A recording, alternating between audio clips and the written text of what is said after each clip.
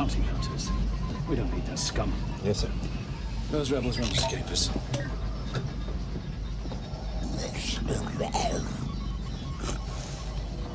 Sir, we have a priority signal from the Star Destroyer Avenger. Right? There will be a substantial reward for the one who finds the Millennium Falcon. You are free to use any methods necessary, but I want them alive. No disintegrations. As you wish. Hi and welcome to another episode of Hot Takes with me, the Silver Fox. And in this video we're going to take a look at some news regarding the upcoming Disney series Obi-Wan Kenoi and about an old character that's being returned. Not a major character, one that in fact is only ever seen on screen for about 3 seconds, but is going to get, well, it's going to get a little guest starring role, I think. One of the bounty hunters. Have you guessed who it is? It's not Boba. No. And it's not the only other bounty hunter anyone has ever heard of. Bosk. But we will have a look and see who it is. I'll just put myself in the corner. We'll go down and see. So here's this piece from Giant Freaking Robot. Obi-Wan Kenoi will feature a fan favourite Star Wars bounty hunter. I'm not going to say fan favourite. Most fans won't have heard of this character. As I said, he was only on screen for about 3 seconds. I say it's an android, but it was only on screen for 3 seconds. Most people would have glossed over it, would be aware of it from that scene you've seen at the montage at the beginning. You'd have seen this character, but didn't really stand out. But we'll go through this. With the Star Wars franchise now boldly going where fans have wanted it to go forever, oh dear, into all of the stories between the movies we've loved so much, it stands to reason that smaller characters are going to get a bit more time on screen. That's the promise of building out these arcs that we now actually get to see a comprehensive universe and dive into the stories from all those minor folks we've been seeing in bit parts in the past. There are so many. I mean, this is the thing that Lucas actually gave every one of them sort of complete backstories, you know, full names and everything. Along those lines, it looks like Obi-Wan Kenoi is going to be a fan favourite bounty hunter up on screen again, just after a few scenes from the original movies. According to StarWarsNews.net via comicbook.com, the bounty hunter 4LOM will appear in the series, a callback to previous Star Wars film. Return of the Jedi. Not Return of the Jedi, The Empire Strikes Back, as you just seen. David, you knew that. According to Star Wars Newsnet via comicbook.com, the bounty hunter 4LOM will appear, I suppose it's 4LOM, will appear in the series, a callback to previous Star Wars film. The Empire Strikes Back, as you've just seen. In the bounty hunter game, we know that 4LOM doesn't hold quite the Star Wars stature as some of the others in this business, of course. Din Djarin and Boba Fett have gotten their time on screen in recent years, filling out some of the cooler stories that we've seen come along in the universe. Well, Din Djarin's was cool, Boba Fett's was just boring. But fans will remember that 4LOM was one of the original bounty hunters who was tasked with apprehending Han Solo in the original trilogy. Boba Fett was the one who got the collar, but we did catch a glimpse of some of the others who just missed out on the bounty. You saw Bosk obviously there in that scene. You also, if you keep your eyes peeled, will see Bosk in the background of Jabba's sail barge in Return of the Jedi. But you really have to keep an eye out for him. It's one of those sweep shots, and he happens to just be there.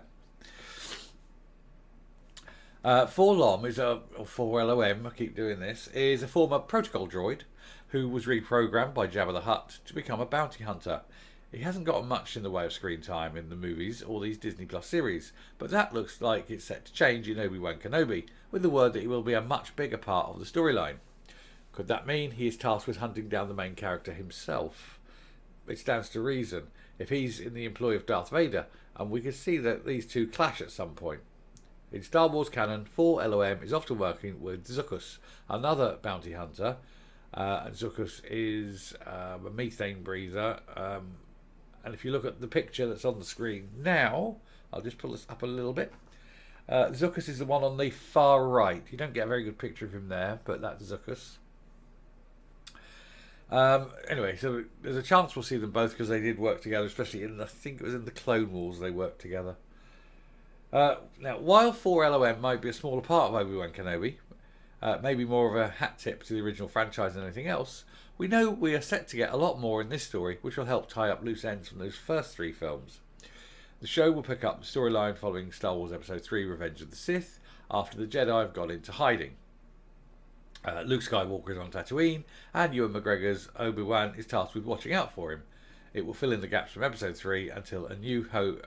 Fill in from Episode 3 until A New Hope, when we first properly meet our hero.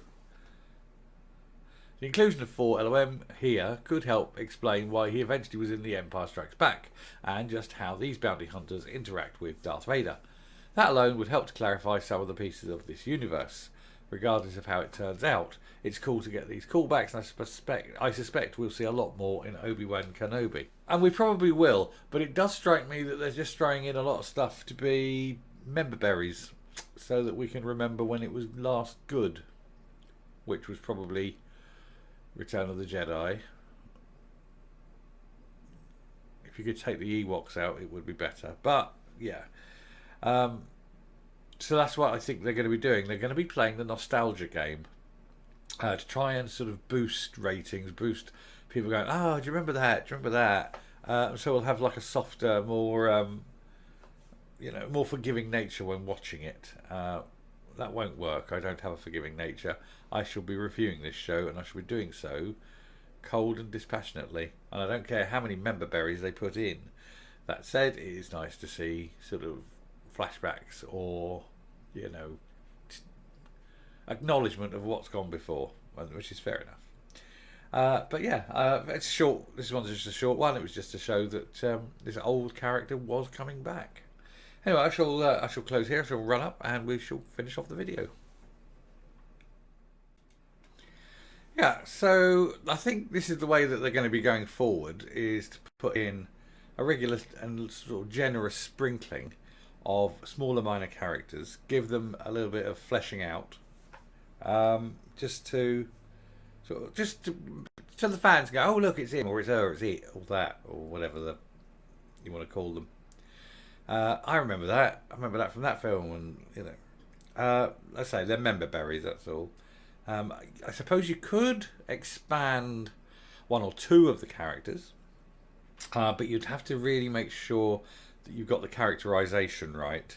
You want to, if you're going to take some minor character that appeared briefly in the background of one film, either treat them with respect or just treat them as a little cameo. I mean, they did it with that sort of unsavoury pair in the bar in The New Hope, where they turned up again in Rogue One, and again it was just a simple sort of, they walked past and they were still sort of horrible people. It was almost nice to know what's going to happen to them shortly, but you get that, which is fine. But if you are, like I say, if you are going to get like a full characterization of a minor character, you've got to get it right. So it's got to be out there. Now, I mean, like I said before, Lucas has full backstories for every character. He was very sort of finicky about that, and he wanted that right. So they do exist as full rounded characters. It just has to be presented on screen for what they are. And get a bit of luck, we may get 1 or 2 old boys brought back.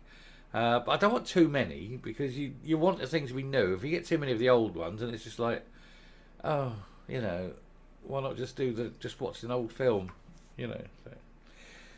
So you have to be careful about mixing nostalgia with, moving a story forward. But yeah, we can leave that there. I still think it's a massive bait and switch coming, but we shall see. Anyway, we haven't got long to go until it starts, another sort of couple of months. So, yeah, we shall see.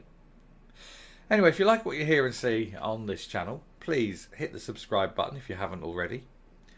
We've just crocked over 1,000 subscribers, which is massively wonderful.